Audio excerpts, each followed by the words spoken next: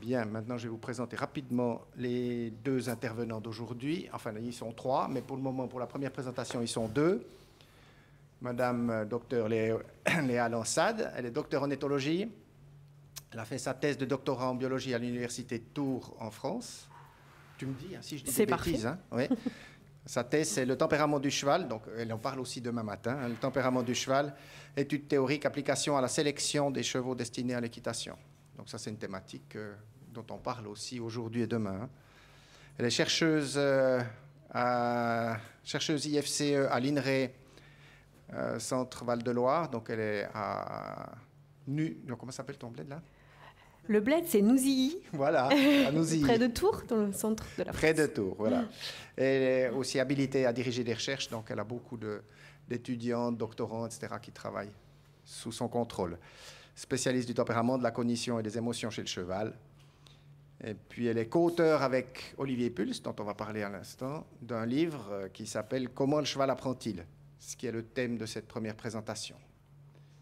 Malheureusement, bon, c'est un peu compliqué d'amener des livres ici avec l'avion et tout, mais vous pouvez le commander sur Internet sans problème. Voilà, le deuxième intervenant, pour ceux qui étaient là hier. Il y en a qui étaient là hier, non? Oui, il y en a quelques-uns. Voilà. Ah oui, ils sont cachés au fond. Bon. Vous connaissez donc Olivier Pulse, que j'ai malheureusement hier présenté comme moniteur. Alors, il est professeur. Voilà. Toutes mes excuses, professeur d'équitation, instructeur, cavalier de compétition. Il en fait un peu moins aujourd'hui. Comme moi, il a pris de l'âge. Ancien écuyer et coordinateur de la formation entraîneur au cadre nord de Saumur, qu'il a quitté il y a 2-3 mois. Fin juin. Fin juin. Et puis maintenant, il s'est mis à son compte en Bretagne. Il n'est pas devenu pêcheur, hein, mais il fait toujours avec les chevaux. Et passionné de psychologie équine, donc co-auteur du livre avec Léa, et diplômé en éthologie scientifique. Voilà, en gros. Si vous avez d'autres questions, vous pouvez leur demander. Ça va? Parfait. Alors, je passe la parole. Une demi-heure environ.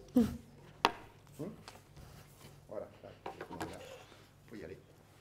Bonjour à tous. Donc avec Olivier, on va vous parler des grands principes de l'apprentissage, avec une partie un petit peu théorique, ça c'est quand je parlerai, et une partie beaucoup plus pratique, avec un retour d'expérience d'Olivier, qui a retravaillé un cheval, il va vous le présenter, Red d'Agemont. Donc en fait on est trois, il y a Olivier, moi et Red dans cette présentation. Alors, vous le savez, le travail du cheval, en fait, c'est vraiment une succession d'apprentissages où le cheval doit comprendre qu'il doit réaliser une action précise en réponse à un ordre du cavalier. Et déjà, il y a 500 ans, on admettait déjà cela, puisque Pluvinel disait que le dressage, c'est moins une gymnastique qu'une éducation qui s'adresse à l'intelligence du cheval. Et il lui travaille la cervelle, plus que le rein et les jambes. Donc on s'adresse vraiment à un animal qui réfléchit et pas juste à un paquet de muscles. Et encore faut-il mettre ça en pratique. Et donc tout ça met en jeu des mécanismes précis d'apprentissage, c'est ce dont on va parler ce matin. Alors les théories de l'apprentissage, qui viennent de la science, étaient inconnues jusqu'au XXe siècle. Effectivement, ça n'empêchait pas de dresser les chevaux, on est bien d'accord. Mais on n'avait pas forcément conscience que derrière ces modifications de comportement, il y avait de réels processus qui sont soumis à des règles de fonctionnement très précises. Et connaître ces théories, c'est vraiment un plus pour travailler les chevaux, puisque ça aide vraiment à bien comprendre ce que le cheval comprend. Et ça aide aussi à enseigner l'équitation. Je ne sais pas s'il y a des enseignants ici, mais ça permet aussi d'avoir des clés pour expliquer certaines choses que l'on ressent, mais qu'on ne savait pas forcément expliquer. Là, je vais passer à la science. Vous connaissez peut-être Pavlov et Skinner. C'est eux qui ont découvert les deux grands types d'apprentissage dont on va parler. D'un côté, le conditionnement pavlovien ou classique, et de l'autre côté, le conditionnement skinnérien ou opérant. Et vous allez voir qu'en fait, on s'en sert tout le temps, alors peut-être sans le savoir, peut-être en le sachant. L'idée, c'est de se rendre compte qu'on fait ça, en fait. Il n'y a aucun gros mot dans ce que je vais dire, parce que, je ne sais pas en Suisse, mais en France parfois, conditionnement, tout ça, c'est connoté négativement. Pas du tout, vous allez voir que c'est comme ça qu'on évolue, qu'on apprend depuis qu'on nous-mêmes, on est bébé, quoi. Et donc ces apprentissages sont utilisés en permanence dans le travail des chevaux. Donc on va illustrer ça avec le travail de Red. Est-ce que tu veux parler de Red? Oui. Donc j'ai été écuyer au Cadre Nord pendant 23 ans et je me suis occupé de chevaux qui posaient des problèmes de comportement. C'est pour ça qu'à un moment donné, c'était en 2013, j'ai été faire le DU à l'université de Rennes et c'est là où j'ai rencontré Léa, qui s'occupait de la partie tout ce qui était apprentissage. Et ça m'a permis justement de mettre justement des mots sur ce que je faisais. Ça faisait partie des chevaux que je reprenais, qui posaient des très gros problèmes de comportement monté. C'est un cheval qui avait été acheté pour faire les sauteurs, donc on le voit là. Et à cette époque-là, maintenant ils font différemment, mais à cette époque-là, à 4 ans et à 5 ans, ils étaient à la section CSO pour faire les cycles classiques de concours, de CSO. Et à fin de 5 ans, ils intégraient les sauteurs pour apprendre après les mouvements spécifiques, les courbettes, les croupades. Et ce cheval-là, à 5 ans, à l'obstacle, il s'est mis à s'arrêter, à se cabrer, à sortir les cavaliers des carrières et il posait vraiment des très gros problèmes de réactivité montée. Alors bon, ils en sont un peu aidés dans les sauteurs et quand ils ont vu que ça posait vraiment des très gros problèmes, ils l'ont présenté que dans les tableaux des sauteurs à la main. Sur ce qu'on voit là, la courbette, la croupade. Jusqu'au moment où ils se sont dit, on a quand même trop de chevaux à l'ENE, il va falloir quand même regarder un peu et faire le tri. Et ils ont décidé que tous les sauteurs qui faisaient ça monter allaient le faire à la main, mais qu'on n'allait pas garder juste un cheval pour faire ça. Et c'est comme ça que moi j'ai pu récupérer ce cheval-là pour essayer de regarder d'un peu plus près quel était le problème, essayer de trouver une solution pour lui pour pouvoir le remonter et qu'il soit, je vais dire, voilà, un cheval normal monté, quoi. Voilà, donc c'est ce qu'on va vous expliquer, quel est le processus que j'ai mis en place en me servant des théories des apprentissages. Donc là, on va voir quelques photos, vous voyez, bon, il se défendait même aux longues graines, c'était quand même, voilà. En fait, il supportait aucune contrainte. Donc dès qu'on mettait de la contrainte, si vous vouliez le pousser avec la chambrière, ça partait voilà, en saut de mouton, vous voyez là. Alors il faisait la même chose monter. C'est pour ça que des fois c'était quand même plus confortable d'être aux longues graines. Voilà. Alors je reprends un peu sur les théories, maintenant que vous connaissez un peu le cas de Red. On va voir d'abord, je vais vous parler des conditionnements pavloviens qui sont très importants pour réobtenir la confiance des chevaux. Et là, en l'occurrence, la confiance de Red, parce que c'était pas tout à fait ça quand même au début. Et puis après, comment, une fois qu'il en a la confiance, se mettre vraiment à lui apprendre des figures. Et l'objectif, vous allez voir, c'est décomposer chaque étape de ces apprentissages pour être clair et compris du cheval. Tout là, l'objet, c'est d'être clair. Alors, le conditionnement pavlovien, donc à l'origine, c'est chez le chien, sans doute que vous connaissez. Au début, on a des croquettes, là, ça fait saliver le chien automatiquement, on est d'accord. On met une petite cloche, ça ne produit absolument rien chez le chien. Ça, c'est l'état de fait. Ensuite, à chaque fois, juste avant qu'on présente les croquettes, on fait une petite cloche. On répète ça quand même un certain nombre de fois, et le chien salive à chaque fois. Et au bout d'un moment, il suffit de faire la petite clochette, et le chien se met à saliver, comme s'il allait anticiper la survenue de la nourriture.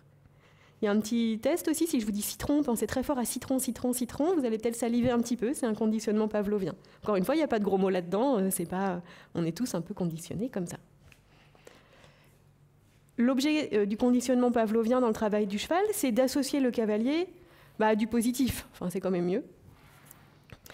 Et de l'associer, par exemple d'associer le cheval à la possibilité de brouter ou à des caresses, du grooming, puisqu'on sait que ça c'est plutôt favorable naturellement, à la présence de l'homme. Et au bout d'un moment, la présence de l'homme est associée à quelque chose de positif, et après il n'y a que l'homme, et l'homme devient quelque chose de positif.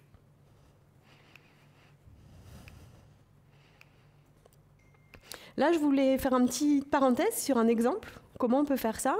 Vous brossez tous vos chevaux, mais on peut les brosser de différentes façons. On peut les brosser donc de façon un peu rude, juste pour nettoyer, ou on peut les brosser de telle sorte que ça leur fasse du plaisir. Gratouiller on brosse, on nettoie, mais en même temps on gratouille les parties où ils aiment bien, le garrot avec les doigts, entre les antérieurs, ou de manière à ce que ce soit différent, que ce soit agréable pour le cheval. Et ce que l'on a vu, c'est que seulement au bout de 12 jours d'un pansage comme ça, agréable, on va complètement transformer la relation avec le cheval. Et nous, on a mesuré l'ocytocine dans le sang. Et ce que l'on voit, c'est des effets très nets au bout de 12 jours sur l'ocytocine entre les chevaux qui ont été gratouillés positivement et puis les chevaux qui ont été brossés juste pour nettoyer sans faire attention. Ça, cette étude, elle montre qu'en peu de temps, on arrive à créer un conditionnement et à obtenir une relation très favorable. Ou défavorable si on leur fait mal à chaque fois qu'on les brosse. Donc des petites choses comme ça dans la vie quotidienne, ça peut être important. Enfin, c'est important. Avec des impacts assez profonds sur la physiologie du cheval. Je vous passe, ils étaient aussi beaucoup plus proches de l'homme, on avait une relation bien meilleure, et ils s'en souvenaient même 1 an après. Ces chevaux, on les a remis dans un pré, on les a repris 1 an après, ils se rappelaient de ça. Alors là, ça va être toi, Olivier, voilà, avec une vidéo. On va envoyer le film. Voilà, donc comme on a dit, il fallait recréer la confiance, et puis surtout que le cheval trouve du confort et cherche justement la présence de l'homme, et puis veulent bien se remettre quelque part au travail. Donc à l'ENE, le problème de l'ENE, à l'époque où ça a été construit, c'était dans les années 74-75, ils n'ont pas fait de paddock. Donc les chevaux sont en boxe. Et ils n'ont pas de contact entre eux. Donc il fallait que je devienne une ressource pour le cheval. Donc pouvoir le sortir du box, le mettre en liberté, comme là. Bon, là, j'avais déjà fait quelques apprentissages pour qu'il revienne, vous voyez, quand je l'appelle. Donc, vous voyez, c'est toutes ces petites choses-là où j'allais chercher à remplir chaque case. Donner la possibilité au cheval de se rouler. Dans son box, 3 mètres sur 3, c'est pas facile pour un grand cheval comme ça de faire ça. Donc, après le travail, lui donner la possibilité. Lui donner aussi la possibilité d'aller renifler s'il a envie de sentir un crottin. Vous voyez, tout ça, c'est naturel. Mais si on ne leur donne pas l'accès à manger de l'herbe, à se rouler, à être en liberté, forcément, à un moment donné, il y a quelque chose qui ne va pas. Donc, vous voyez, le contact avec les autres chevaux, ils les ont pas. Vous voyez, il y a des murs entre chaque box. Donc, je sors le cheval, je repère un cheval avec lequel il s'entend bien. Je le marche toujours un quart d'heure avant de le monter. Je le sors du box, je le mets en contact, il se passe des choses, vous voyez, des interactions. Et il marche pendant un quart d'heure, et puis quand je le rentre, j'en fais profiter encore un autre cheval. Et vous voyez, il y a toujours des interactions. On va voir là, cette jument, elle va à un moment donné chercher à le gratter, et puis lui tirer, vous voyez, la peau. Enfin, vous voyez. Alors, tout ça, forcément, ça fait partie de leurs besoins naturels. Donc, moi, je deviens une ressource pour le cheval. Donc après, je vais voir quel est cet impact-là dans, après ça, le travail monté. Vous voyez, j'étais toujours dans l'expérimentation. Qu'est-ce que je vais proposer et qu'est-ce que ça aura comme effet. Et on va voir la suite. Vas-y. Donc là, c'est pareil, c'était un cheval qui posait des gros problèmes d'émotivité en extérieur. Donc, on l'a vu tout à l'heure, quand il était au Longraine en extérieur, il ne suffisait pas grand-chose pour qu'il parte vraiment dans tous ses états. Donc, j'ai fait de l'habituation. Je l'ai emmené dehors en main, en longe, jusqu'au moment où j'avais un cheval complètement serein. Alors, j'ai fait des kilomètres, comme ça, à côté de lui. Mais par contre, c'était payant, parce que le cavalier qui l'avait avant, il m'a dit « Surtout, va pas tout seul dehors, parce qu'il est hyper dangereux.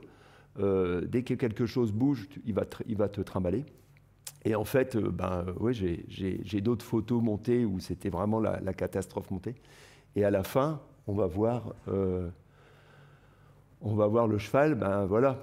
En fait, c'était simplement remplir cette case-là qui n'avait pas été remplie. Et puis dehors, il est devenu complètement normal, parce que, vous voyez, là, surtout sur ce terrain-là, c'est un terrain qu'on appelle la carrière d'Orgex. Il m'a dit surtout s'il y a un terrain qu'il ne faut pas aller, c'est à cet endroit-là. Et puis vous voyez, le cheval, il est complètement serein. Voilà, c'est-à-dire qu'il faut se poser les bonnes questions à un moment donné, et essayer d'expérimenter, de voir qu'est-ce qu'on peut faire pour essayer d'améliorer, mais chaque chose. Quand on parle bien-être du cheval, ce n'est pas juste le travail monté, il faut voir vraiment tout, l'ensemble. Alors vous voyez, là, le cheval ce cheval-là, il préférait travailler en dressage dehors. C'est un milieu quand même plus naturel pour le cheval que juste travailler tout le temps dans un manège ou dans une carrière. Ils peuvent tout faire dehors, hein, sur les pistes. Ils peuvent faire les piafés, les pirouettes, les appuyer. Et c'est bien plus sympa, entouré des oiseaux et des lapins. C'est ça, là, on repart sur les notions en anglais, sur les 3 F, les 3 grands fondamentaux du cheval. Je ne sais pas si ça vous parle, on en parle au niveau de la FEI. Freedom, donc les mettre en liberté. Friends, leur autoriser les contacts sociaux, c'est ce qu'on a vu. Et forage, les laisser brouter au maximum, puisque le cheval normalement mange en continu, et pas juste 3 repas concentrés.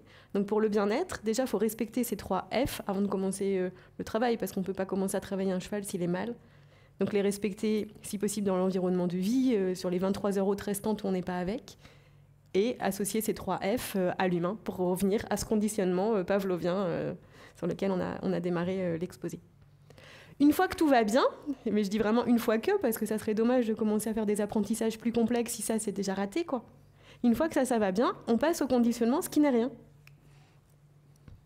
Alors on revient à l'histoire de ces apprentissages. Skinner, il n'étudiait pas des chevaux, mais des souris, des rongeurs. C'est pour ça que vous avez cette image ici, pour que je vous explique.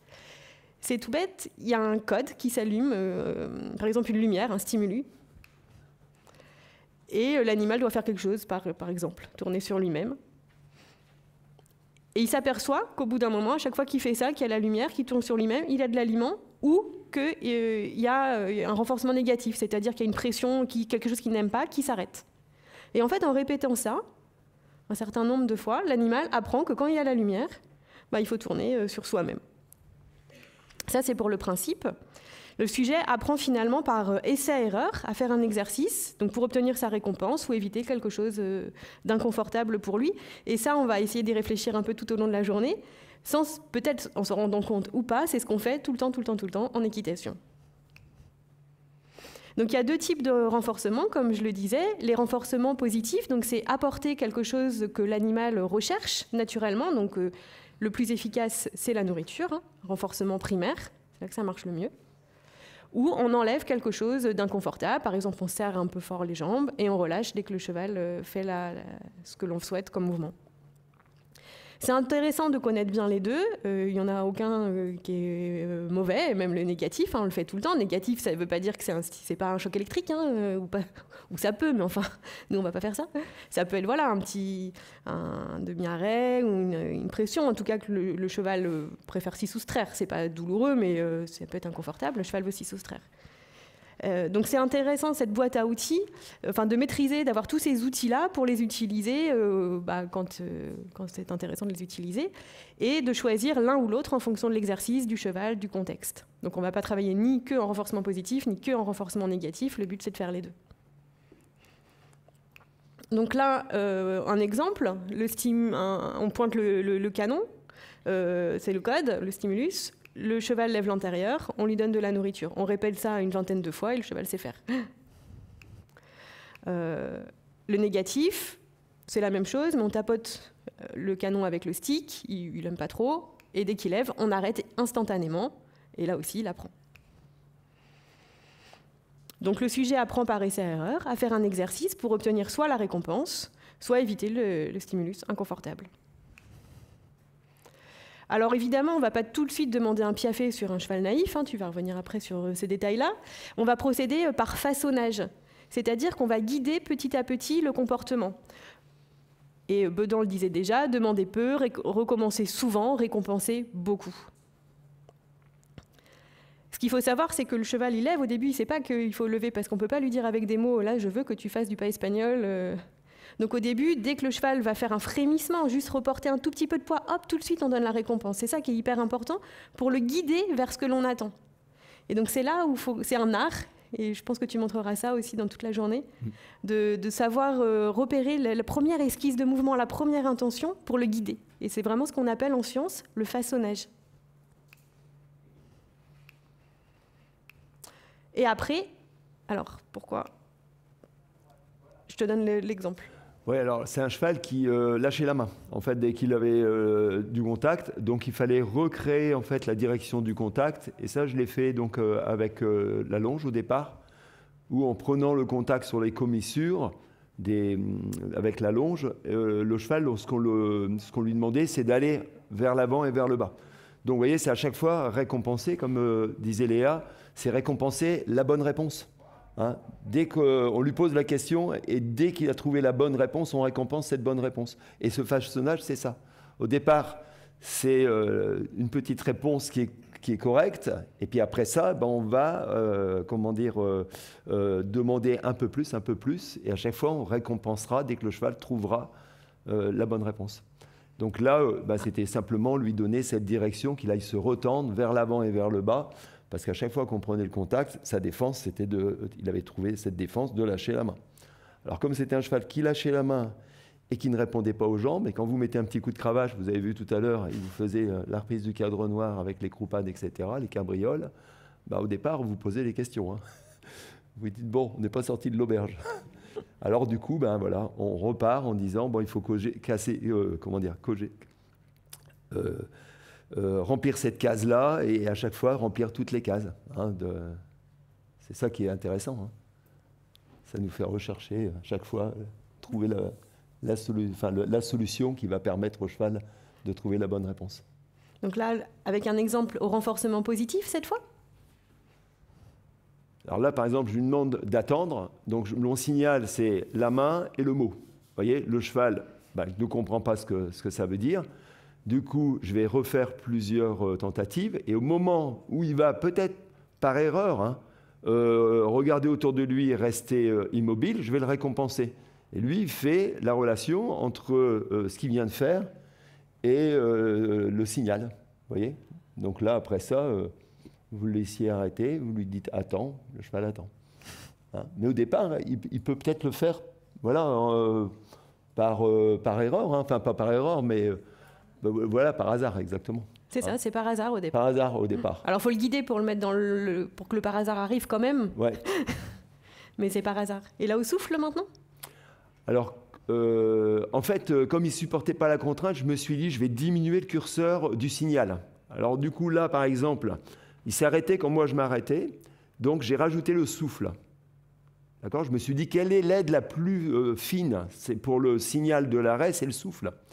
Donc, je souffle, il s'arrête, et vous voyez, tout de suite après, je récompense. Donc là, il y a un délai, il y a un timing, où il faut récompenser dans les 8 à maximum 12 secondes. Ouais, voilà. Plus c'est instantané, plus le cheval fait le lien de cause à effet. Si ça arrive trop tard, il n'arrive pas à comprendre que c'est grâce à ça qu'il a la récompense.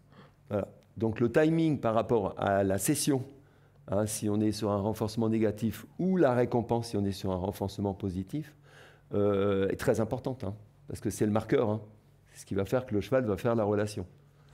Donc ça, là, c'était assez intéressant, parce qu'après ça, alors faites l'expérience, vous allez voir, c'est vraiment impressionnant. Et hier, on avait quelques chevaux aux longues rênes, et j'associais le mot « eau » au souffle. Et à un moment donné, on voyait le cheval faisait cette association et se posait simplement. Et ça marche très très bien. Surtout pour les chevaux qui sont très tendus. Parce que vous, quand vous allez souffler, vous allez aussi envoyer une image de votre relâchement. D'accord ? C'est toujours pareil, un cheval qui est tendu, si vous êtes tendu, vous ne faites que de rajouter de l'huile sur le feu. Alors si vous êtes déjà en soufflant relâché, le cheval va vous lire.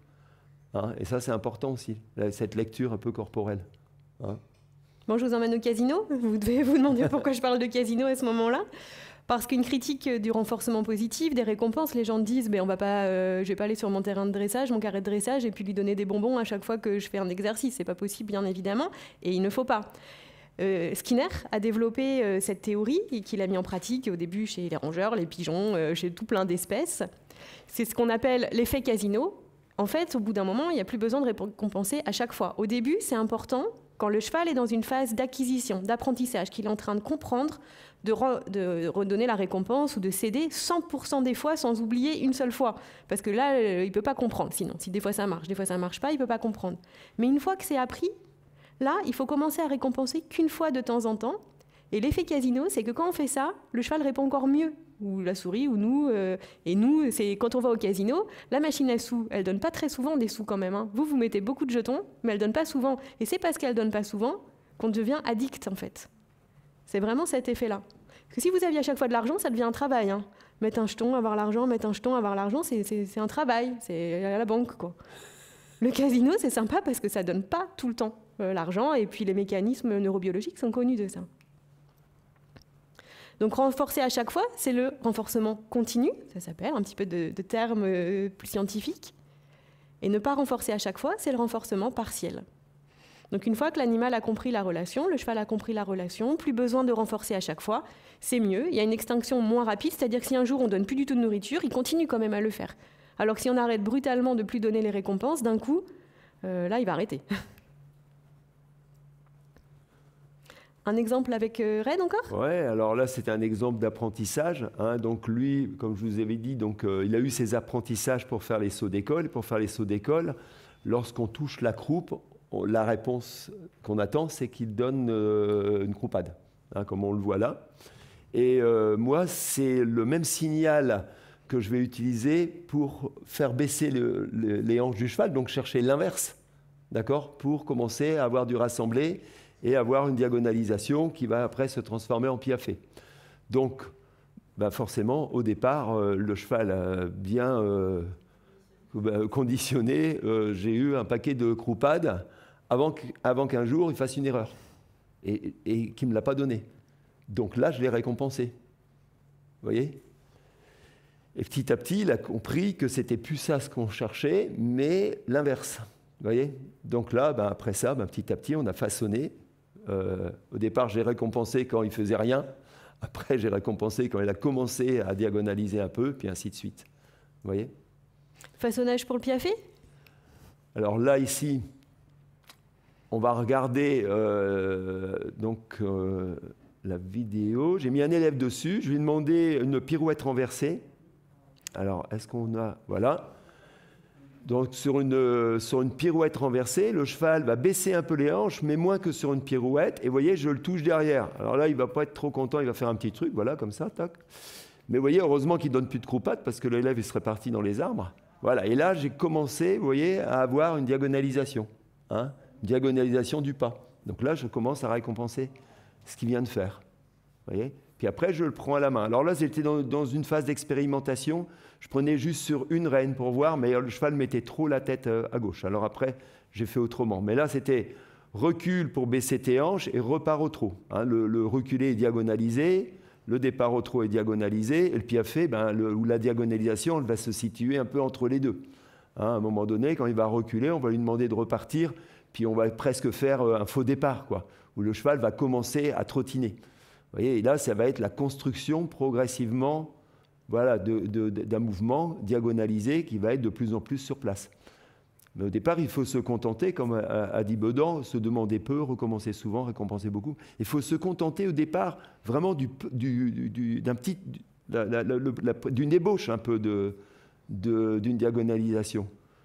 Si on cherche trop que le cheval soit déjà dans le produit fini au départ, on va juste, vous voyez, regardez, là c'est déjà un peu mieux que ce qu'on a vu tout à l'heure. Vous voyez ? Et je vais récompenser à chaque fois un petit peu mieux, un petit peu mieux, un petit peu mieux. Hein, jusqu'à la fin où on va voir. Alors là, c'est pas un cheval, c'est un cheval avec des origines d'obstacles. Hein, c'est Champs-Élysées avec une mère grand-veneur.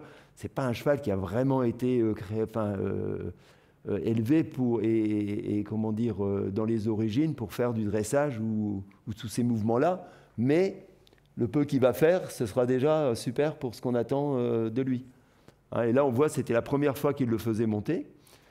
Alors du coup, je répète le signal que j'ai fait en main, ou après aux longues rênes, et puis la fille, elle met juste les aides. Et vous voyez, on fait 3 répétitions. Là, j'en ai pas fait plus, parce qu'à un moment donné, j'ai vu que le cheval commençait à bien se mettre au niveau des postérieurs. On va le voir, il va même le faire un peu sur place, là, vous voyez. Et ça, pour moi, c'était déjà pas mal, pour la première fois montée. Vous voyez ? Et on récompense à chaque fois. Et vous voyez, la fille, surtout, elle est avec des rênes demi-tendues, elle ne met pas trop de pression pour que ça soit très confortable. Hein, on n'est pas dans je pousse, je tire et que je fais quelque chose de contraignant. Alors, juste avant de le faire monter, je lui apprenais déjà un peu aux longues rênes, sans cavalier dessus. Hein, je le fais en main, après je le fais aux longues rênes, après je le fais monter. Donc là, en fait, je cherche l'engagement du postérieur gauche avec ma longue reine droite, qui comprennent pour que je puisse l'emmener de côté et que je puisse le faire un peu trottiner en allant de côté. Vous voyez, avec ma longue reine droite, je lui demande l'abaissement du postérieur gauche.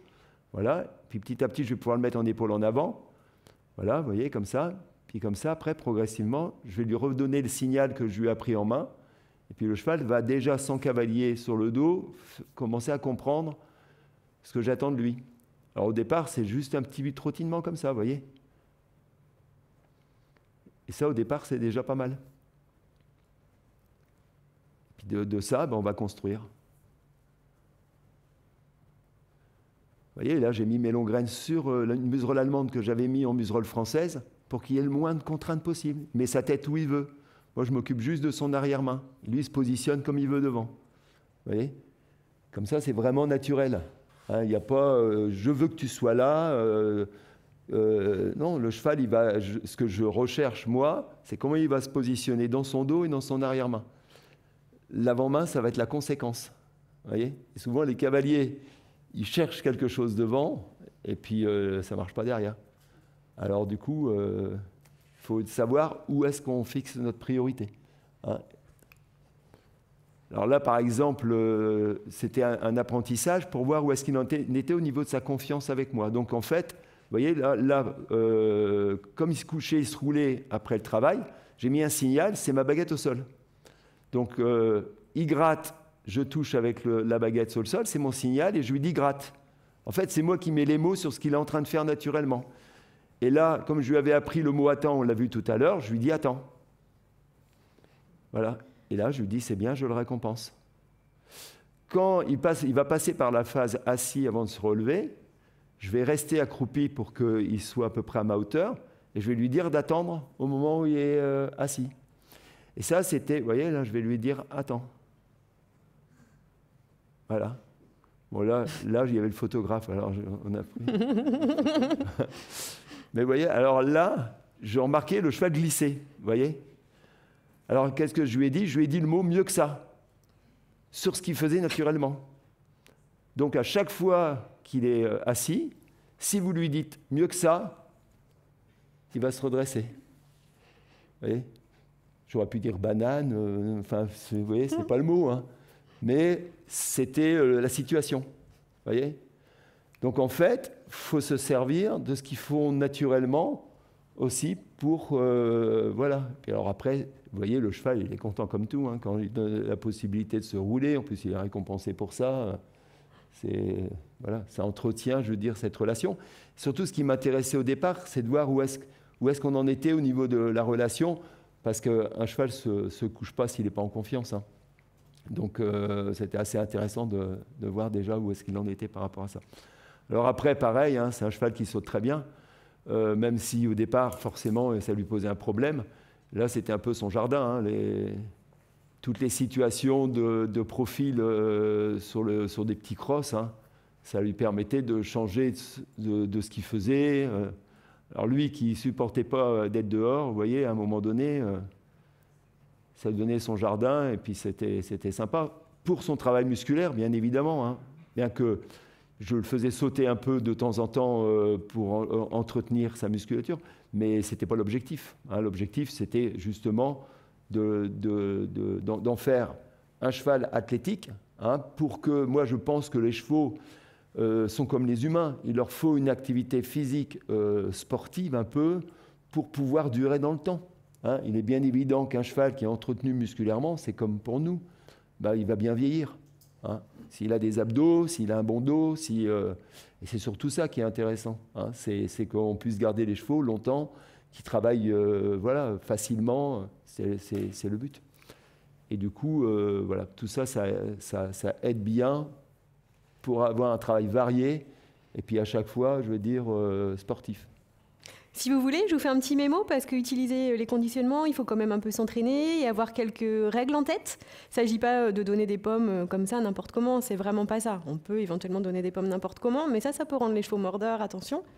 Là, jamais Red a été mordeur. Avec Sébastien, on a refait des études sur des poulains de sport, aucun est devenu mordeur parce qu'on respecte des règles. Donc déjà, jamais donner de récompense gratuitement si le cheval n'a rien fait. Enfin, vous pouvez, mais si vous voulez respecter les théories de l'apprentissage et que votre cheval ne morde pas, etc., ne jamais donner des récompenses gratuitement. Ensuite, c'est très important de prendre conscience de ce que l'on apprend au cheval, parce que parfois, on arrive, on met la selle, on se met sur le cheval, mais on n'a pas vraiment bien en tête ce qu'on veut de lui, quoi. Donc si on n'a pas tellement bien en tête ce qu'on veut de lui, il va pas vraiment répondre comme on l'imaginerait. Donc préparer la séance de travail en amont, quel est le mouvement attendu? Je sais pas, juste une esquisse, enfin voilà, préparer des petites échéances, quoi, pas tout de suite le piaffer. Je sais pas, aujourd'hui je vais piaffer. Quel renforcement? Je vais plutôt me mettre avec le renforcement positif, négatif, et puis après on s'y tient, quoi, pour qu'il y ait une cohérence pour le cheval. Quelles aides, quel signal, ça va être quoi mon code? Alors par exemple, pour tout à l'heure, je prends cet exemple, c'est très simple, on tapote toujours au même endroit si on veut le lever, on tapote pas là, à gauche, à droite, au milieu. Ça demande de l'entraînement parce qu'une fois qu'on est avec son stick, ça allonge le cheval là, toujours avoir un signal très clair, c'est pas si simple. Donc, comme sur les jambes, là c'est toi qui en parlerais mieux, mais avoir une stabilité pour toujours donner le même code au même endroit. Quelles sont les étapes? Voilà, pas s'imaginer tout de suite aller sur la lune, quoi. Au début, on va déjà faire un petit saut. Et définir le nombre de répétitions de l'exercice par session, enfin que ça soit clair dans sa tête, ça va rendre ça hyper clair pour le cheval et ça va aller très vite après. Donc des ordres toujours parfaitement identiques, c'est ce que je viens de dire. Et puis bien utiliser les renforcements. Je vais vous parler un petit peu de la valeur du renforcement et le bon dosage. Parce que ce renforcement, il doit avoir une vraie valeur pour le cheval, pour qu'il ait un intérêt à faire l'exercice. Donc il doit avoir envie de travailler pour l'obtenir ou pour éviter. La caresse, c'est pas du tout un renforcement primaire suffisant. Parce que les chevaux, ils sont quand même pas prêts à faire plein de trucs juste pour avoir ça, quoi, ou ça. Donc, très franchement, la nourriture, c'est parfait, quoi. Ils sont très, très motivés. On peut doser sur l'appétence. Si c'est un peu trop appétence, il y a des chevaux, ils vont être un petit peu trop envahissants. Bah, on donne quelque chose d'un tout petit peu moins bon. Si c'est pas assez suffisant, bah, on donne quelque chose vraiment qu'ils n'ont jamais en dehors et qu'ils adorent. On peut jouer sur ça. Très important, tu en as parlé un petit peu. Là, retenez vraiment, si peut-être vous connaissez déjà, c'est ce qu'on appelle la contiguïté temporelle. C'est vraiment fondamental. Il faut donner la récompense ou céder instantanément quand il y a le mouvement, mais vraiment le plus vite possible, surtout au début. Au début, si vous pouvez, moi quand je travaille au renforcement positif, j'ai toujours en fait la récompense dans ma main, même à cheval, hein. Elle est déjà prête dans ma main pour le donner tout de suite. Parce que si je dois passer par une étape où je cherche avant de donner, non, c'est trop long. Le cheval, il n'aura pas associé le mouvement de tout à l'heure avec la récompense après. Typiquement, la carotte à la fin de la séance ne sert absolument à rien en termes d'apprentissage, à part lui dire si tu sors, là tu as la récompense. Mais c'est pas forcément ça que les gens ont en tête. Vraiment la contiguïté. Par contre, une fois que le cheval est depuis longtemps travaillé au renforcement, il peut attendre plus parce qu'il sait que ça va venir. Surtout s'il entend les mouvements dans la poche. Après, on peut attendre davantage. Et puis la contingence, c'est une autre notion, j'en reparlerai un peu demain, si vous êtes là aussi demain. Il ne faut pas donner gratuitement, parce que si le cheval apprend qu'il peut avoir la nourriture gratuitement ou en travaillant, quel est l'intérêt de travailler? Enfin, tout ça est inconscient, hein, et nous, ça marche exactement pareil. Si vous avez votre salaire, même quand vous n'allez pas au travail, au bout d'un moment, pourquoi aller au travail? Donc si vous utilisez une récompense, plutôt dédiée au travail, il ne faut pas jamais la donner en dehors, ou éviter en tout cas. Donc pas de récompense gratuite, c'est ce que je disais aussi au départ. Je conclus. La connaissance des principes de l'apprentissage, ça peut vraiment être une très grande aide pour travailler les chevaux. On l'a vu avec Red. Ça formalise les apprentissages parce que si on comprend mieux ce qu'on fait, le cheval comprend mieux et progresse mieux. C'est une aide à la pédagogie, je disais, s'il y a des moniteurs, des formateurs. Les mots sont posés, les mécanismes expliqués et la transmission du savoir peut être facilitée, quoi. C'est plus juste du feeling. Il y a évidemment beaucoup de feeling aussi, mais c'est pas que ça. Il y a vraiment des choses claires. Et c'est vrai qu'il y a un engouement pour cette forme de connaissance via l'équitation éthologique. Attention, c'est pas toujours fidèle aux théories et c'est quand même bien de revenir aux sources. C'est pour ça que je vous ai parlé de Skinner et de Pavlov. Et encore une fois, il n'y a pas de gros mots, renforcement négatif, conditionnement, c'est pas du tout des gros mots, c'est des processus neurobiologiques. Merci pour citer Pluvinel. Obliger le cheval à prendre plaisir à tout ce qu'il fait, jusqu'à ce qu'il y aille librement. Et je crois que tu l'as bien mis en œuvre avec Red. Tu peux peut-être donner quelques nouvelles de Red maintenant. Oui, donc j'ai pu le racheter, parce qu'il avait 17 ans, puis c'est moi qui avais le mode d'emploi. Donc il est au prêt maintenant, voilà. Puis il continue à travailler, forcément, pour entretenir sa musculature. Alors je ne sais pas si vous avez des questions. Attendez, je faut le micro. Parce que comme tout est enregistré, si vous ne parlez pas dans le micro.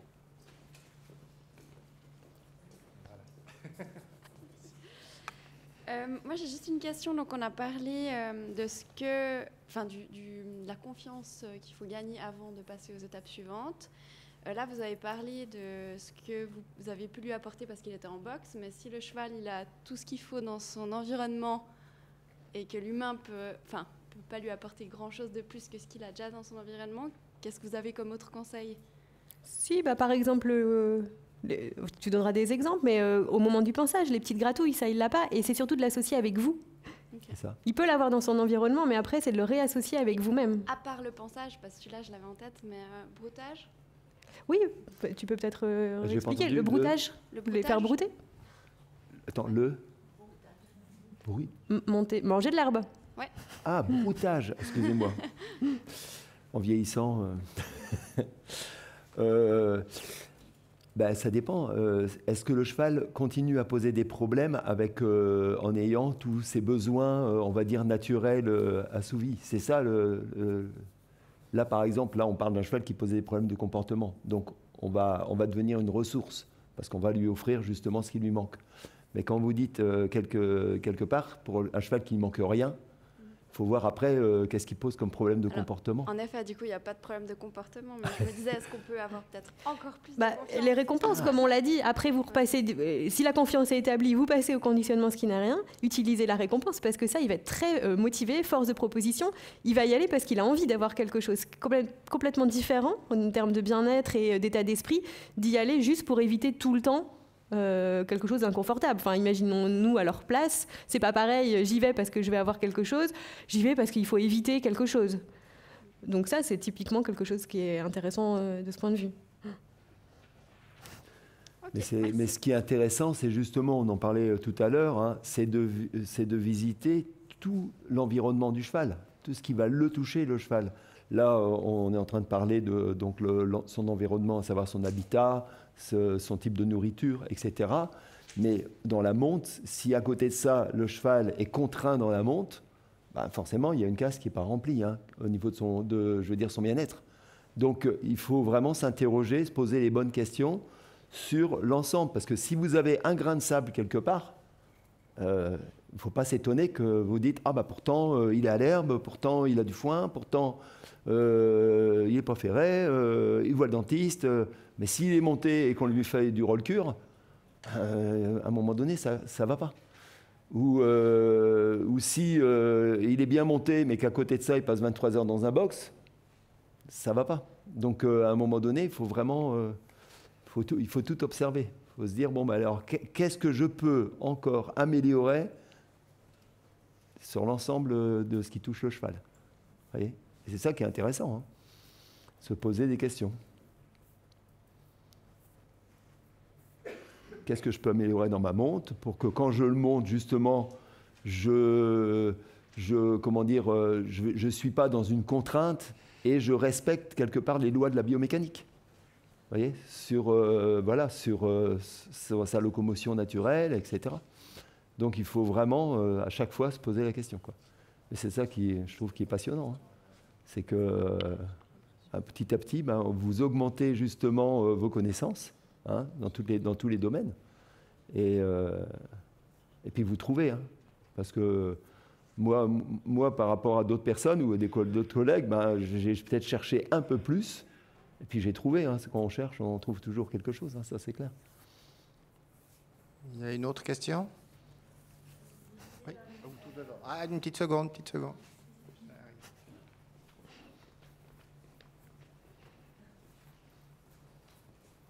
Pardon, merci. Qu'est-ce qui a, entre guillemets, foiré au début de son apprentissage? Est-ce qu'il aurait, au lieu de l'amener tout de suite dans les sauts d'école, par exemple, est-ce qu'il y a des choses qui ont été zappées? Déjà, ce n'était pas les sauts d'école qui ont fait que le cheval a commencé à rétiver, c'était l'obstacle, au départ. Alors après, du coup, il avait été acheté pour faire un sauteur, mais ce n'était pas quelque chose qui lui convenait comme métier, on va dire. Mais à l'obstacle, il a certainement dû être contraint. C'est un cheval très sensible. Donc il aurait fallu être dans le respect de sa locomotion. Il est certainement tombé sur un cavalier qui a dû le contraindre. Et le cheval, tout d'un coup, il va faire une défense. Il voit qu'il a le dessus. C'est vite fait. Je peux rebondir sur ça. Il faut savoir, les chevaux n'oublient pas. Donc en fait, tout mauvais apprentissage est appris. Alors par-dessus, on peut recouvrir avec des nouveaux apprentissages plus positifs pour nous. Mais celui-là, là, il est toujours là. Et on remet le cheval au pré, hop, celui-là remonte.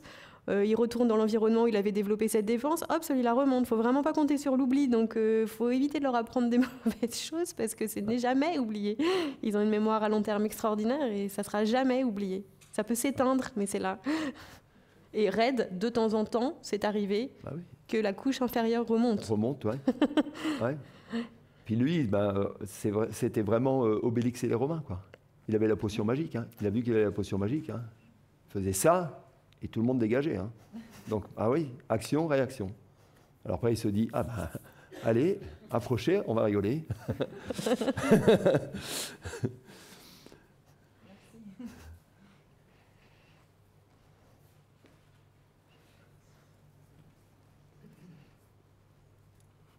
Bonjour. Alors moi, ma question, c'est pourquoi il n'y en a pas plus que lui dans ce cas-là, en fait?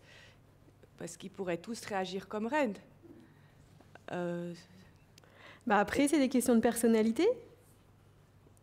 Donc ça, on pourra en parler demain un petit peu de tempérament. Il y a des chevaux qui vont être plus enclins à supporter des choses qu'ils n'apprécient pas, et d'autres, ça va tout de suite les mettre, comme tu dis, dans les émotions. Ils vont tout de suite prendre peur et ça va déclencher. Et puis, c'est aussi des questions de situation. Tous ne tombent pas au mauvais moment avec la mauvaise personne, ou pas la mauvaise personne, mais la mauvaise action. Mais oui, heureusement, heureusement, je ne sais pas, mais je ne sais pas ce que vous aviez en tête exactement, mais tous ne deviennent pas rétifs, c'est sûr. Il y en a qui supportent. Pour autant, est-ce que parce qu'ils supportent, c'est bien pour eux? Parfait. Merci beaucoup. Nous avons là encore une dernière question, puis après on a la pause. Café, croissant, quand même, il ne faut pas manquer ça. Merci bien. Je m'excuse, j'avais juste une question par rapport à l'effet casino.